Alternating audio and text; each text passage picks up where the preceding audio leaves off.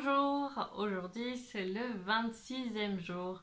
Alors je vais pas vous faire le laïus que j'ai fait hier. Bon, hier vous avez plus le temps de m'écouter puisque c'était dimanche. Mais aujourd'hui vous êtes à la bourre, il est tôt le matin ou voilà, vous devez aller au travail quoi. Pas le temps, juste le temps d'écouter l'enseignement du jour. Voir l'ensemble. 26e jour. Nos amis à plumes, que les ancêtres appelaient ceux à ailes, enseignent bien des choses à l'humanité. Ces oiseaux qui nous apportent un enchantement de chants qui font vibrer nos cœurs et nos oreilles, ont un grand message qu'ils partagent avec la race humaine. Ils nous apprennent à lâcher notre vision étroite pour observer nos vies à partir d'une perspective qui nous donne une vue d'ensemble.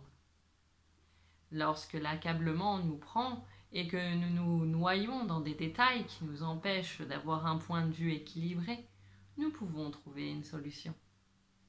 L'imagination humaine nous permet de faire semblant de voler au-dessus de la situation telle qu'elle se présente à nous.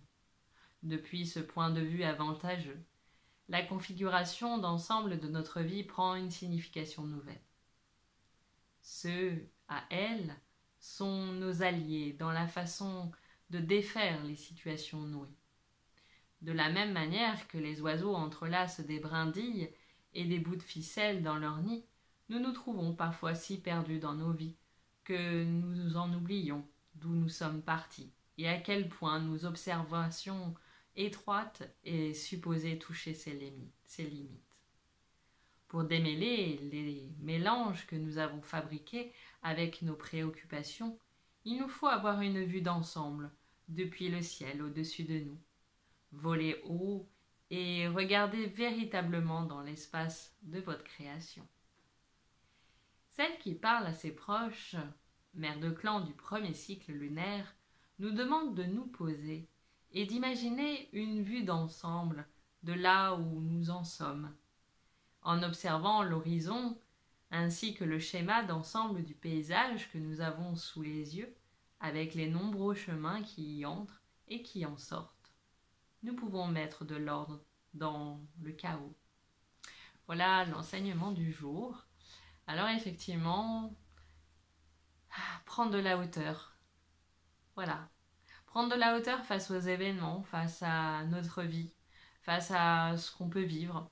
D'ailleurs, j'ai regardé il n'y a pas si longtemps que ça, c'était avant-hier, j'ai regardé un film justement sur une jeune femme qui faisait du patinage artistique et en fait la maladie lui est tombée dessus. Et elle disait que quoi qu'il arrive, elle avait besoin de sourire à la vie et toujours y croire en fait. Même si les gens pleuraient, les gens la plaignaient, voilà.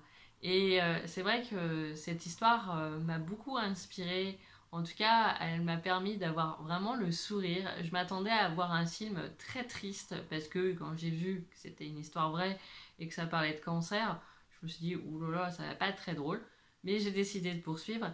Et effectivement, j'ai bien fait parce que ça a été vraiment pour moi comme une leçon de vie, me dire, Claire, prendre la hauteur, prenez de la hauteur, vous qui me regardez aussi, par rapport à tout ce que vous vivez, que ça soit la maladie, effectivement, là, pour le coup, c'est quelqu'un qui est une femme qui était jeune, bon, jeune, moins jeune, voilà, dès qu'on est malade, c'est pas très drôle, mais j'ai envie de dire que déjà, quand on a nos bras, nos deux jambes, quand on peut marcher, parler, rire, être avec des personnes, mais je crois que c'est super important de mesurer la chance qu'on a et surtout de prendre de la hauteur face à tous les événements.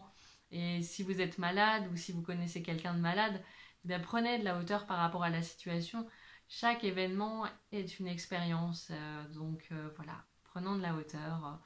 Voilà la petite leçon du jour, le petit enseignement du jour, et on a le droit de rêver et de fermer les yeux et de s'imaginer tel un oiseau en regardant un petit peu tout ce qui se passe autour de nous, tout ce qu'on vit, et se dire au final, quand on vient, on se pose, on fait bon, au final, ça va plutôt bien dans ma vie.